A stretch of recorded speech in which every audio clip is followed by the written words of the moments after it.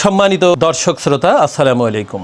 আমার পাশে দুজন মানুষ, এই দেশের আগামীর ভবিষ্যৎ। কিন্তু এই রকম মানুষ এদেশে ৭৫ লক্ষের অধিক কিন্তু বেকার রয়েছে, তারা সাহস করতে পারে না। কিন্তু আমার ডাইনে যাকে দেখতে পাচ্ছেন, একজন সাধারণ মানুষ, কিন্তু সাহসিকতা দেখিয়ে উদ্যোক্তা হয়েছেন। আমাদের এই দেশ, এই জাতি উন্নয়নের অবস্থানে পৌঁছাতে পারে এই সব মানুষের হাত ধরে। অর্থাৎ এই সব মানুষের সাহসিকতাই এই দেশের অর্থনীতি অনেক প্রসার হবে, উন্নত বিশ্বের তালিকায় নাম লেখাবে, যদি এই দেশের যুব সমাজ এই দেশের অর্থনীতির হাতিয়ার হিসাবে নিয়োজিত হয়। আসসালামু আলাইকুম। ওয়ালাইকুম আসসালাম। ভালো আছেন? আলহামদুলিল্লাহ। আপনার নাম আর পরিচয়টা? আমার নাম মোহাম্মদ আমদ আলী, আমার গ্রাম হাতিয়া, আমি কুষ্টিয়া জেলার ছেলে। গরু 5টা কিনছি কেবলে। আমি ধরেন যে খামারি, ছোটবেলা থেকে খামারি করে অল্প করে দুটো সাইডে 5 টাকার পুষিয়েতে এবার বড় আকারে উদ্যোগ নিয়েছি, 50টি জায়গা বানাচ্ছি। আর এই জন্য এই মেশিনটা কিনা পাশাপাশি আমার একটা ভাজা পোড়ার ব্যবসা আছে, একটা ভাজা পোড়ার ব্যবসা করি। এত বড় সাহস দেখাতে পাচ্ছেন? হ্যাঁ, এই ব্যবসা করে এত বড় সাহস কিভাবে দেখাচ্ছেন?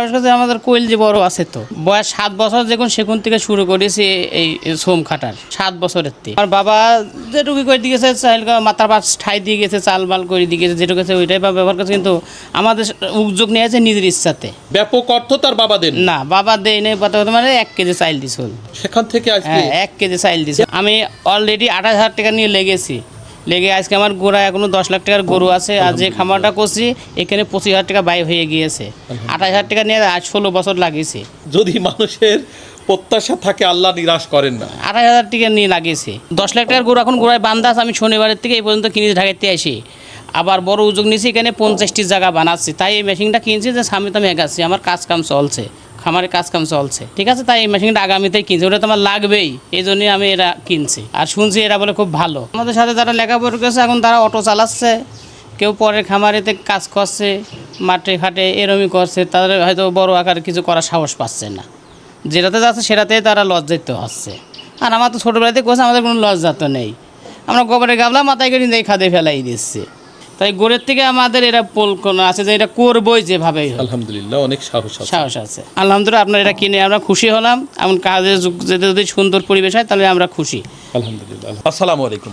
ওয়ালাইকুম আসসালাম। আমার ব্যবসা আছে থাই অ্যালুমিনিয়ামের, অর্থাৎ থাই গ্লাস। ব্যবসার বয়স এই 3.5 বছর, টোটালে 10 বছর এর ভিতরে আছে আর কি। আলহামদুলিল্লাহ, আল্লাহ যেভাবে চালায় অনেক ভালো আছি, চলাচলও ভালো, এখন মোটামুটি সব দিক থেকেই ভালো। আপনার এইগুলো শুরু করছি, দেখা যায় আল্লাহ কত দূর কেমনে কি করে, বাকিটা আল্লাহর হাতে। শুরু তো করেছি, আল্লাহ যদি ভালো করে ইনশাল্লাহ প্রতিষ্ঠিত সবার দোয়া নিয়েই হতে হবে, ঠিক আছে। সবাই দোয়া করবেন যাতে আমরা প্রতিষ্ঠিত হতে পারি ইনশাআল্লাহ। বন্ধুগণ, মানুষ দুটোর গল্প শুনে আমি নিজের কাছেই খুব আশ্চর্য হচ্ছি। কিন্তু এই মানুষ দুটো যতটা সাহসিকতার গল্প শোনালেন, একজন উদ্যোক্তার পরিচয় এইভাবেই সম্ভব। তাই এই দেশে যারা উদ্যোক্তা হতে চান, এই দেশে যারা বেকার মানুষ, এই গল্প শুনলে অবশ্যই অনুপ্রাণিত হবে।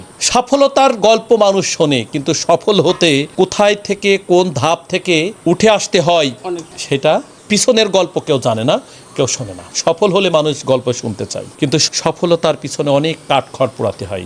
সফল হতে হলে জীবনের অনেক কিছুকে ত্যাগ করতে, তাহলেই একজন মানুষ সফল হতে পারে। অনেক ভিডিওতে একটি কথা বলি, যার স্বপ্নের আয়তন যত বড় তার সফলতা তত বড়। যে মানুষ বৃহৎ স্বপ্ন দেখে তার সফলতাও তত বড় হয়। প্রত্যেকটি মানুষের জন্য এমন সাহসিকতা দেখাতে হয়, তাহলেই জীবনের অবস্থানকে পরিবর্তন করা সম্ভব হয়। সবাই দোয়া রাখবেন।